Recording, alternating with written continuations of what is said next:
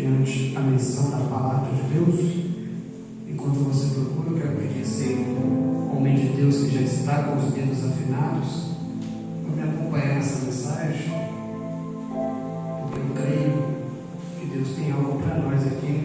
Agradecer mais uma vez a Deus, ao nosso amigo, irmão, co-pastor, enfim, conheço essa congregação aqui de alguns tempos atrás, alguns congressos atrás, e confesso aos irmãos que eu fico feliz que até hoje e até Jesus voltar, essas portas não se fecharão. Muitas abram e outras fecham, mas aqui pode passar o que passar. Eu sei que Deus ainda levantará homens e mulheres para que a obra do Senhor não ocorra neste lugar. Me acompanhe comigo essa bênção de Deus.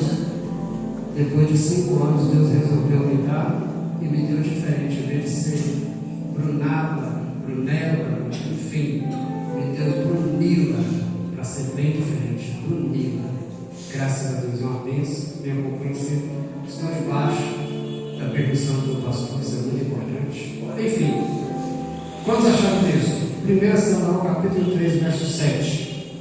Nos diz assim: porém, Samuel ainda não conhecia o Senhor, e ainda não lhe tinha sido manifestada a palavra do Senhor.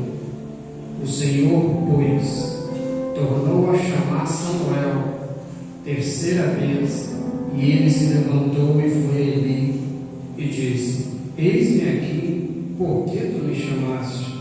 Então entendeu Eli que o Senhor chamava o jovem, pelo que Eli disse a Samuel: vai ter que deitar-te, e há de ser que, se te chamar, dirás: fala, Senhor, porque o teu servo ouve. Então Samuel foi e se deitou no seu lugar. Versículo 12: naquele mesmo dia suscitarei contra Eli tudo quanto tenho falado contra a sua casa. Começo-larei e acabo-larei, porque já eu lhes fiz saber que julgarei a sua casa para sempre, pela iniquidade ou pelo pecado que ele bem conhecia, porque fazendo-se os seus filhos escravez, não repreendeu. Portanto, jurei à casa de Eli que nunca, jamais será expiada a iniquidade da casa de Eli com sacrifício, nem com oferta de manjares. Que você aceite, glorificando a Deus. Glória a Deus. Obrigado.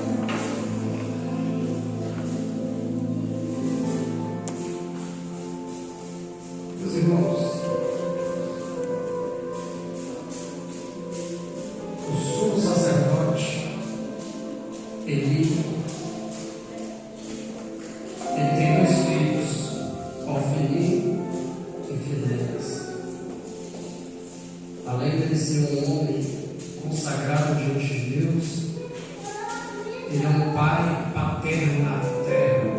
Ele tem 2 filhos, e esses 2 filhos também são consagrados a sacerdote. Só que a Bíblia vai dizer agora que Eli começou a perder as diretrizes do céu, a perder o interesse pelo céu. Isso prova dentro do texto, porque o texto vai dizer que Eli, sendo sumo sacerdote, ele sabia que os seus filhos recebiam manjares, recebiam bens, e aquilo que era para ser ofertado no altar de Deus, eles pegavam o melhor para si, e aquilo que estava ruim, eles entregavam a Deus. Ele sabia que estava acontecendo uma certa prostituição dentro do templo. Ele sabia que as mulheres iriam orar pela manhã, e quando elas chegavam no cenáculo, Ofni e Finéias, que são seus filhos, abusavam daquelas mulheres, aproveitavam daquelas mulheres diante do altar. Mas Eli sabia que os filhos dele estavam pecando, estavam transgredindo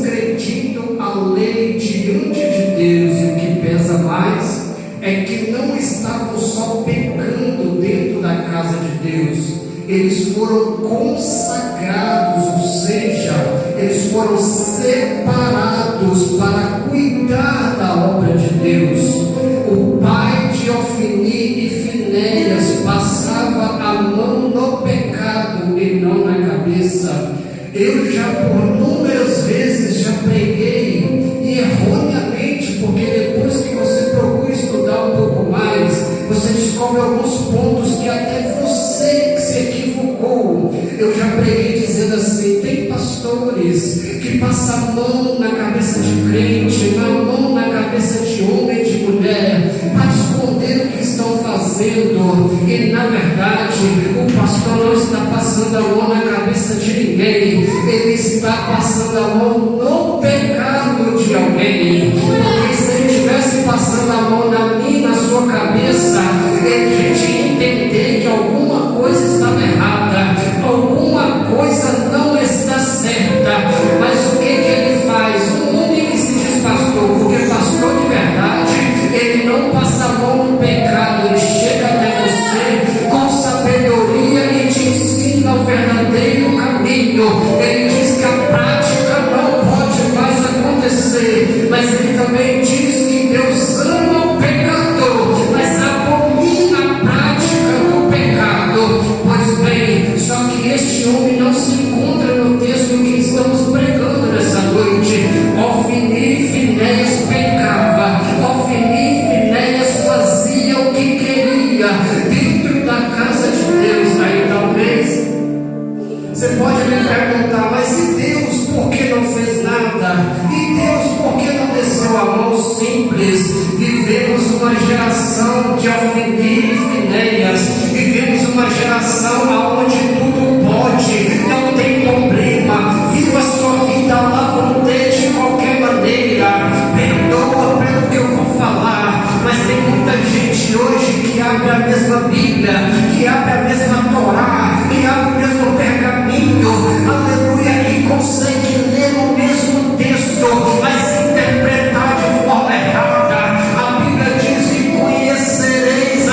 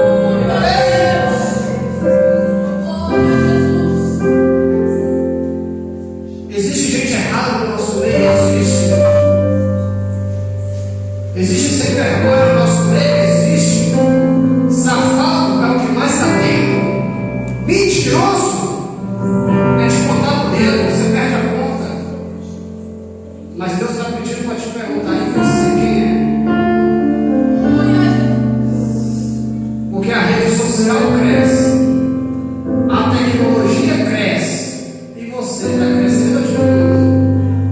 O mundo está evoluindo, o mundo está crescendo, e nós? Porque se você não sabe, existe um mundo paralelo, existe céu e existe inferno. A gente está no meio certinho. É por isso que eu digo para você: o mundo físico existe, só que a resolução do mundo espiritual é tão grande que se a gente tivesse noção do que acontece no mundo espiritual, a gente não dava desculpa para Deus para nada. A gente não ia agir como criança na presença de Deus. A gente ia se posicionar e dizer: é verdade, tem um monte de gente errado, é verdade, tem um monte de gente errado nesse mundo, mas eu sei o que o meu Redentor está precisando, esperando de mim. Mas só que você sabe que enquanto a gente não se encorajar, o diabo vai levantar grupos, o diabo vai levantar pessoas, e eu e você vai estar desconectado na presença. Aí a gente vai estar fazendo a vontade do diabo, estando dentro da congregação. Porque não precisa ele se manifestar no nosso meio mais. Não precisa dele dobrar o seu bracinho e virar os seus olhos. Porque ele sabe que se ele fizer isso aqui dentro, tem homens e mulheres aqui cheios de azeite que vai expulsá-lo. Ele não é doido de entrar num lugar que ele sabe que ele não é chamado. O que acontece hoje? Hoje, ele está fazendo o único exército que diz que treina todo dia, que ora todo dia, que consagra todo dia. Ele arrumou uma estratégia. O mesmo exército que se diz que está junto é o mesmo que ele está se matando. Mas talvez você está se perguntando assim: uma quinta-feira dessa traz um louco como esse? É isso mesmo? Jesus está querendo usar os louquinhos do dia de hoje, que ninguém dá nada por ele, para dizer para você: enquanto a gente não se posicionar, Santa Bárbara vai continuar sendo o que é, o mundo vai continuar contaminando Santa Bárbara, o estado do Espírito Santo. Lucas vai dizer: não posso salvar o mundo, mas só que a minha Bíblia diz que se uma alma se render aos pés do Senhor, essa mesma alma vai nascer o mundo inteiro. O que você é, filhinho ou filhas? Eu vou ser um pouquinho mais longe. Não se espanta comigo, não. O que você tem feito na presença de Deus? Eu não estou falando de ganhar almas, não. Eu estou falando de caráter. Eu estou falando fora daqui, onde ninguém te vê. Quem é você? Quem é a senhora? Quem sou eu que estou pregando para vocês? Quem sou eu na rede social? Quem sou eu no meio dos meus colegas? Quem somos nós? Você me perdoa, um monte de bobão que quer subir no altar e ensinar a morar na terra. Eu não quero morar na terra, eu quero que você more na terra. Eu quero ensinar você ou direcionar você para o caminho do céu. Porque morador da terra ninguém foi feito. Agora, para morar no céu, Jesus quer todos. Infelizmente, ele assinalou que nem todos subirão. Mas essa é a oportunidade para a gente se render aos pés dele verdadeiramente e dizer: Senhor, aonde eu estiver errando, por favor, me mostra, porque eu quero me purificar.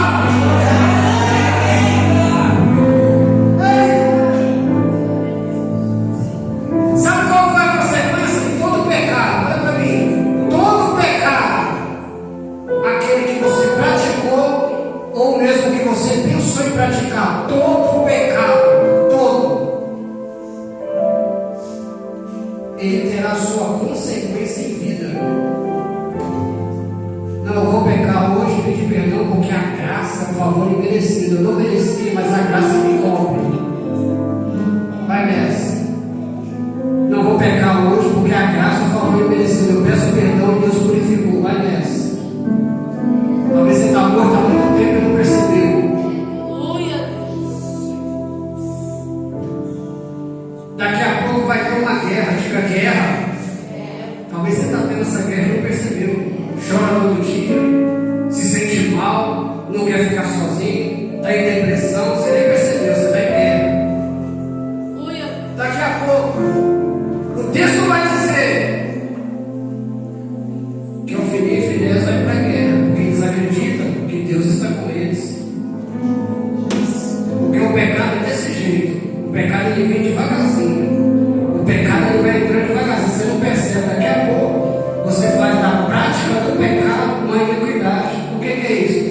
iniquidade é você, pecado é você errar o alvo.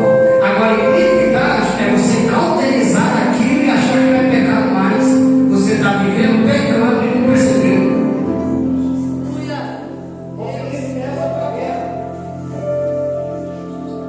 Aí o que acontece? É ali que Deus vai mostrar. É ali que Deus vai mostrar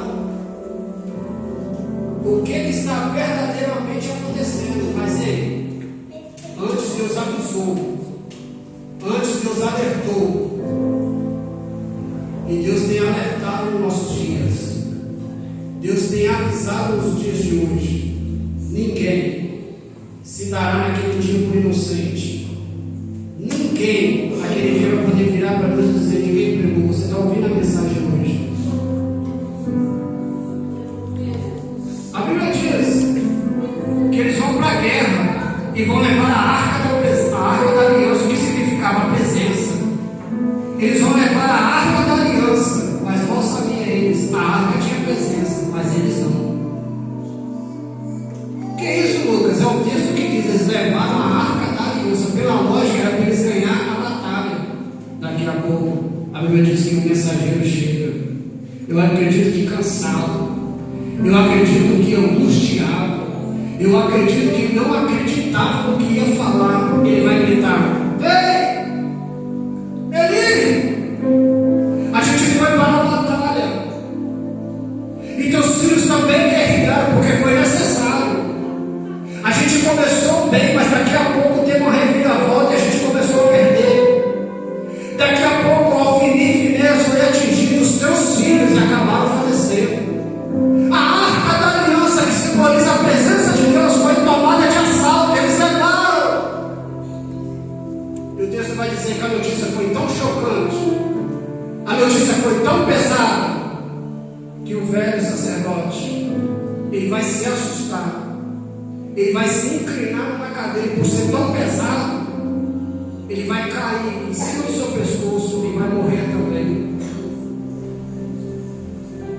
Consequência do pecado. Deixa eu dizer para você que pregar sobre o pecado é isso aqui. Você está tendo uma alta análise de consciência sem você querer. Por que quase ninguém quer pregar? Porque não abre porta. Sabe que não vai voltar mais na igreja. Sabe que ninguém quer que prega sobre isso. Mas eu digo para você, é melhor pregar hoje e talvez perder a sua amizade, mas ganhar a sua alma. Porque o que adianta eu querer várias portas abertas se Deus vai fechar a principal para mim no céu? Aí olha para cá, uma das mulheres, e aqui eu quero mexer numa coisa que está acontecendo. Uma daquelas mulheres está grávida, está gerando. Depois você lê o texto. A Bíblia diz que aquela mulher vai ter uma dor de parto, porque o seu marido tinha morrido na guerra. Olha a consequência do pecado. A Bíblia diz que daqui a pouco aquela mulher vai parir aquele menino, e ela vai olhar angustiada, triste, e vai dizer: o nome do meu filho será Icabod, ou Icabote, que significa foi-se, foi embora. Ó, saiu dessa congregação, saiu da sua vida, saiu da sua família, saiu do nosso meio, foi-se a glória de Deus. Eu vou te falar um negócio que você já sabe. Quantos lugares tem altar,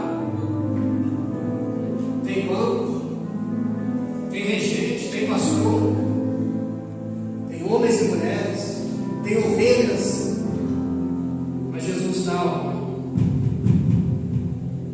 você está cultuando pelo lado de dentro e Jesus está na porta pelo lado de fora dizendo: deixa eu entrar. Eu sei que não é uma mensagem muito glória a Deus, mas é uma mensagem para a gente deitar depois, parar e mastigar um pouquinho e entender. Você não precisa gostar desse pregador aqui, mas é um canal que Deus está usando para te alertar. Se a gente não vigiar, Ele mesmo diz: se possível for, enganará os escolhidos. E esse engano já está no nosso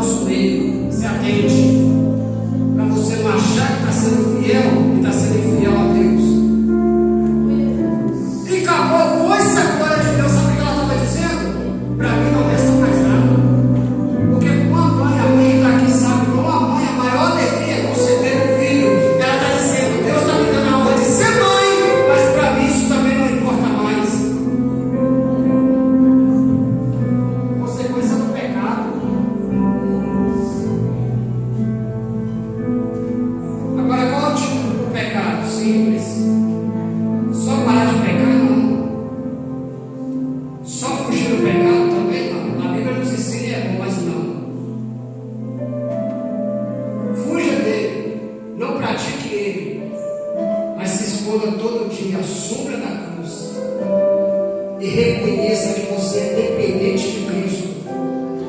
Para de achar que esse corpo bonito, que essa roupa bonita, que você é intelectual, que você é estudado, que você vai vencer o mundo, que você não vai. Essa faculdade que Deus te deu de inteligência, isso te leva para o inferno. Essa vida intelectual que a gente acha que nos leva à fama e à loucura, está fazendo a gente dar 10 passos anos para o inferno. Um monte de gente que é inteligente na terra, mas está sendo burro para subir para o céu.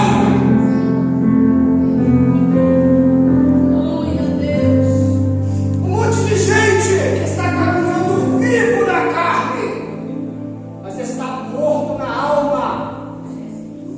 Olha para mim, irmãos. Eu não vim brincar com você, não. Brincar o bico com o videogame que eu tenho em casa. Brincar o bico com o futuro filho que eu vou ter. Agora, brincar com você, não. Quem está pregando para você um dia vai ser cobrado diante dele. E aí? Aquilo que eu mandei você pregar na quinta-feira, está aqui o seu galardão, você entregou.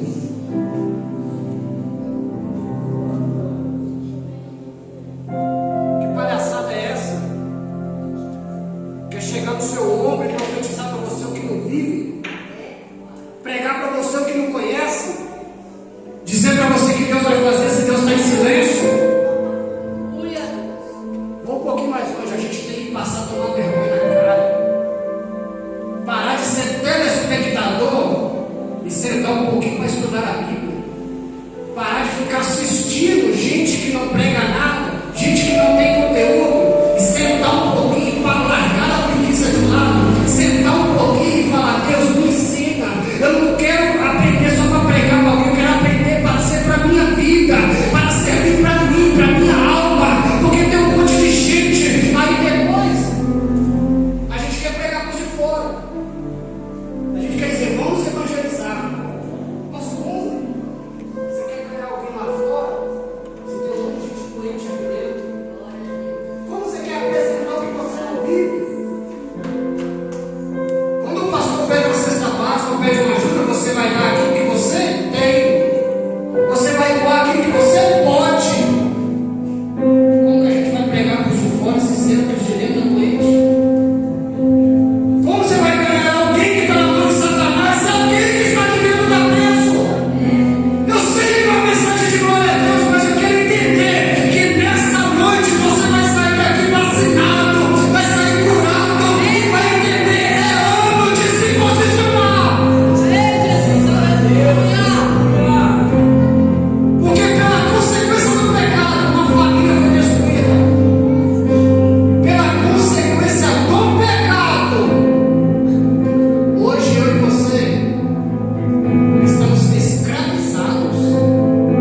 Porque quem pegou Adão, Eva, e qual foi a consequência do pecado? A gente está vendo hoje em dia.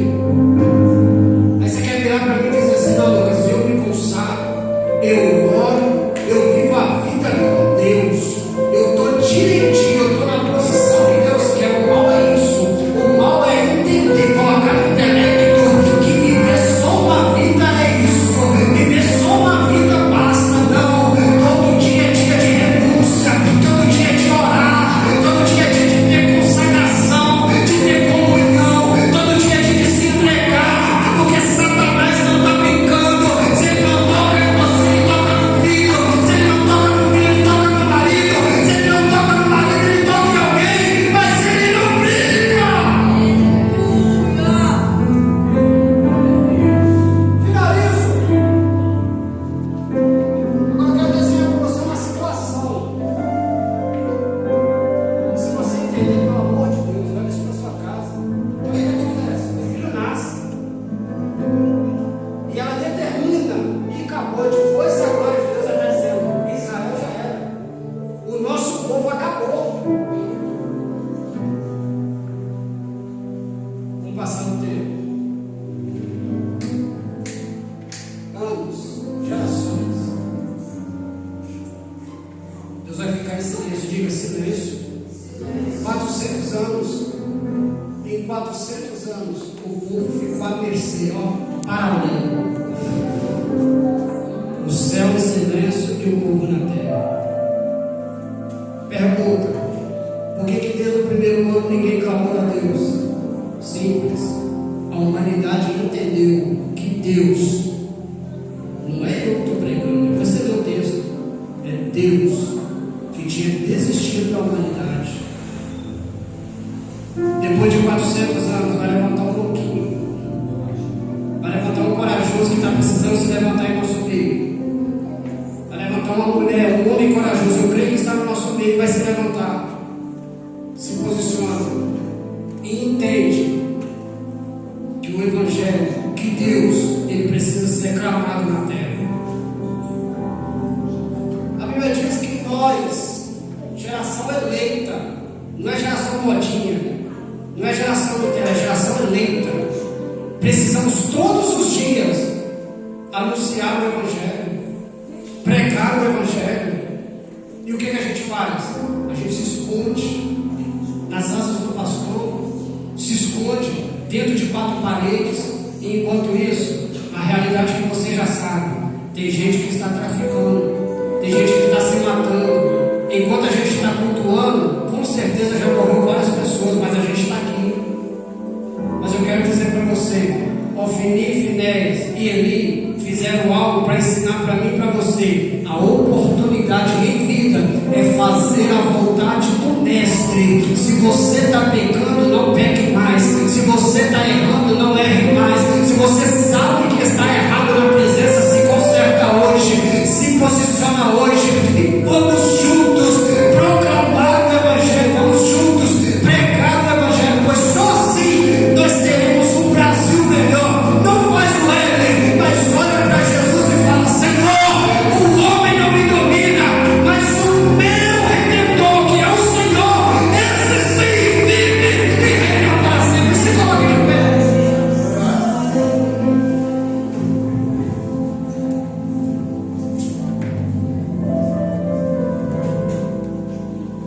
O mundo,